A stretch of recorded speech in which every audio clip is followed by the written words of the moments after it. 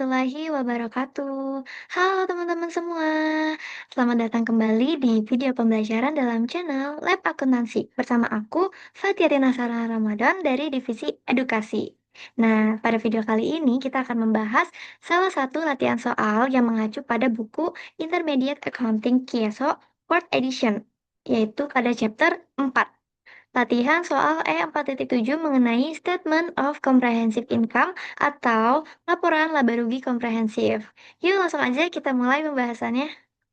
Pada soal ini, kita diberikan informasi, yaitu akuntan Witherspoon Su telah mengumpulkan informasi berikut dari catatan perusahaan sebagai dasar untuk laporan laba rugi tahun yang berakhir pada 31 Desember 2022, yang mencakup pendapatan, beban, pajak, keuntungan, atau kerugian yang belum terrealisasi, sampai informasi jumlah saham yang beredar selama tahun tersebut, yaitu sebanyak 20.000 lembar. Nah, selanjutnya mari kita cermati instruksi yang pertama dari soal ini. Kita diminta untuk menyusun laporan laba rugi komprehensif menggunakan pendekatan Combined Statement Approach atau laporan tunggal yang digabungkan. Nah, yuk langsung aja kita bahas yang nomor A. Seperti biasa, struktur teratas dari laporan keuangan wajib diisi dengan 3 baris identitas perusahaan, yaitu yang meliputi nama perusahaan atau Witherspoon Su, dan nama laporan Statement of Comprehensive Income dan periode laporan yaitu for the year ended Desember 31 tahun 2022. Nah, langkah operasional awal kita mulai dari komponen pendapatan utama pada perusahaan ini, yaitu ada net sales sebesar 980.000 pound sterling. Nah, ini kita taruh di paling utama. Nah, selanjutnya penjualan bersih ini harus kita kurangi dengan beban pokok penjualan atau harga pokok penjualan yaitu cost of goods sold. Nah, di sini cost of goods sold-nya sudah ditentukan yaitu 516.000 pound sterling. Untuk memudahkan perhitungan total di Excel, kita bisa menuliskan angka beban pokok ini dengan tanda minus di depannya. Atau di dalam kurung juga bisa. Jadi saat kita menggunakan rumus penjumlahan biasa untuk menghasilkan gross profit atau laba kotor, hasilnya otomatis mengurangkan secara tepat sehingga dapat angka gross profit atau laba kotornya sebesar 464.000 pound sterling. Nah, setelah laba kotor ditemukan, kita perlu memasukkan kelompok beban operasional perusahaan. Nah, di sini terdiri dari selling expense sebesar 140.000 pound sterling dan administrative expense sebesar 181.000 pound sterling. Nah, kita total kedua beban operasional ini sehingga kita menghasilkan angka pengurang sebesar 321.000 pound sterling. Nah, dari sini laba kotor tadi yang kita sudah tentukan yaitu 464.000 pound sterling kita kurangi dengan total beban operasional tersebut untuk menemukan post income from operation atau laba dari operasi berjalan yaitu hasilnya sebesar 143.000 pound sterling. Langkah berikutnya adalah memperhitungkan kelompok pendapatan dan beban di luar operasi inti atau other income and expense. Nah, di dalam soal ini kita memiliki 3 akun yang masuk kategori ini. Ada apa aja sih? Nah, di sini yang pertama itu ada rent revenue atau pendapatan sewa yang sifatnya ini menambah sebesar 29.000 pound sterling. Kita masukkan di bawah. Nah, kemudian akun kedua ada loss on sale of planned asset atau kerugian penjualan aset tetap sebesar 15.000 pound sterling yang bersifat mengurangi. Nah, selanjutnya ada interest expense atau beban bunga sebesar 18.000 pound sterling yang juga bersifatnya mengurangi. Nah, jika kita gabungkan ketiganya, terdapat dampak neto negatif sebesar 4.000 pound sterling. Jadi, angka laba dari operasi tadi yaitu 143.000 pound sterling, kita kurangi dengan 4.000. Nah, kita temukanlah nilai income before tax atau laba sebelum pajak sebesar 139.000 pound sterling.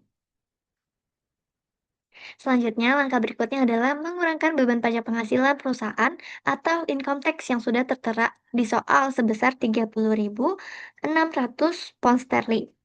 Kita kurangkan laba sebelum pajak dengan beban pajak ini sehingga kita menghasilkan nilai net income atau laba bersih berjalan sebesar 108.400 pound sterling. Nah, karena kita menggunakan pendekatan gabungan, kita tidak berhenti di laba bersih aja nih teman-teman. Kita harus langsung menyambungnya di bawah dengan other comprehensive income. Ada akun apa aja sih yang bisa masuk ke dalam pos ini? Nah, di sini ada akun unrealized gain on non-trading equity securities net of tax, yaitu senilai 31.000 pound sterling. Nah, angka keuntungan yang belum terrealisasi dari efek ekuitas langsung kita tambahkan ke saldo laba bersih kita. Jadi, hasil penjumlahan akhir akan memunculkan comprehensive income atau total pendapatan komprehensif sebesar 139.400 pound sterling. Nah, untuk tahap terakhir, jangan lupa untuk mencantumkan komponen earning per share atau EPS di bagian paling bawah laporan dengan cara membagi nilai net income sebesar 108.400 pound sterling dengan total saham beredar yaitu 20.000 lembar, sehingga menghasilkan nilai angka sebesar 5,42 per lembar sahamnya. Nah, sekarang kita beralih ke instruksi kedua, yaitu kita diminta untuk menyusun laporan laba rugi komprehensif menggunakan pendekatan two statement approach. Nah, berbeda dengan metode gabungan tadi, pendekatan ini mengharuskan kita untuk membuat dua laporan yang benar-benar terpisah secara fisik formatnya.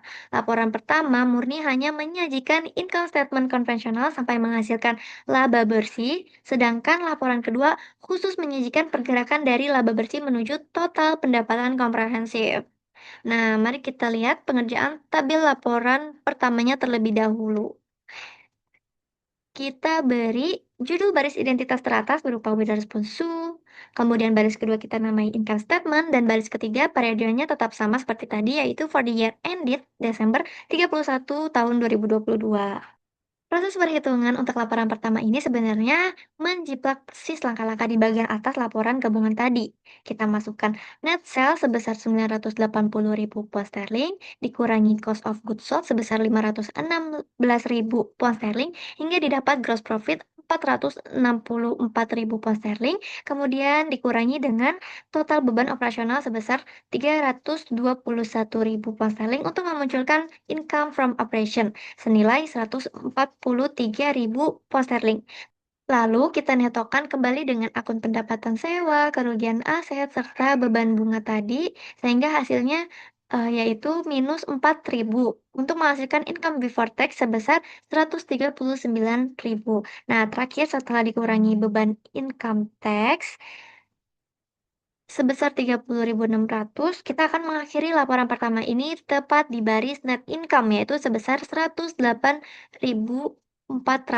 pound sterling, lengkap dengan penyajian komponen earning per share-nya, yaitu sebesar 5,42 per lembar sahamnya. Selanjutnya, barulah kita buat tabel kedua terpisah di bawahnya untuk menyajikan komponen komprehensifnya. Di baris judul identitas laporan kedua ini, kita beri nama Comprehensive Income Statement. Angka pembuka awal untuk laporan kedua ini wajib kita ambil dari saldo akhir net income, yaitu sebesar 108.400 pound sterling. Setelah itu, baru kita tampilkan pos other comprehensive income. Di bawahnya, yaitu ada akun unrealized gain on non-trading equity securities net of tax sebesar 31.000 pound sterling. Langkah terakhir, kita menjumlahkan laba bersih dengan keuntungan yang belum terrealisasi tersebut. Jadi, total akhir dari laporan komprehensif ini menghasilkan nominal angka yang sama persis, yaitu sebesar 139.400 pound sterling. Nah, setelah kedua format laporan berhasil kita selesaikan, sekarang saatnya kita masuk ke instruksi bagian C, yaitu mendiskusikan format mana yang lebih disukai atau ideal untuk dipilih. Jika kita melihat dari perspektif kunci jawaban akademis dan teori dasar akuntansi, combined statement approach atau pendekatan satu laporan seringkali disukai karena menyajikan seluruh kinerja keuangan perusahaan secara terpadu di satu tempat, sehingga pembaca laporan bisa langsung melihat keterkaitan erat antara net income dengan pos-pos komprehensif lainnya tanpa perlu membuka halaman dokumen laporan yang terpisah. Namun, jika teman-teman terjun langsung ke dunia kerja dan melihat kenyataan praktis di berbagai perusahaan publik, format two statement approach atau dua laporan terpisah justru jauh lebih populer dan lebih sering dipilih di lapangan. Alasan utamanya adalah demi menjaga kemurnian metrik net income agar tidak terdistorsi oleh volatilitas atau naik turunnya nilai pasar aset yang ada di komponen OCI. Di dunia nyata, keputusan penting seperti pembagian bonus manajemen, evaluasi kinerja operasional real, hingga analisis rasio saham oleh para investor luar hampir seluruhnya didasarkan pada nilai angka laba bersih di laporan pertama. Jadi pemisahan dua laporan ini dinilai lebih efektif dan tidak membingungkan para pengguna laporan keuangan dalam mengambil keputusan bisnis jangka panjang. Nah, sebagai rangkuman akhir dari pembahasan soal kita hari ini, hal terpenting yang wajib kita ingat dalam menyusun laporan laba rugi komprehensif menurut standar adalah kemampuan kita memisahkan secara jeli mana pos yang memengaruhi aktivitas operasi harian, mana pos di luar operasi, serta mana pos yang belum terrealisasi sehingga harus dikelompokkan ke dalam pendapatan komprehensif lain atau OCI. Kedua pendekatan yang kita pelajari hari ini, baik gabungan maupun terpisah, pada akhirnya akan menghasilkan nilai angka laba bersih dan total pendapatan komprehensif yang sama persis.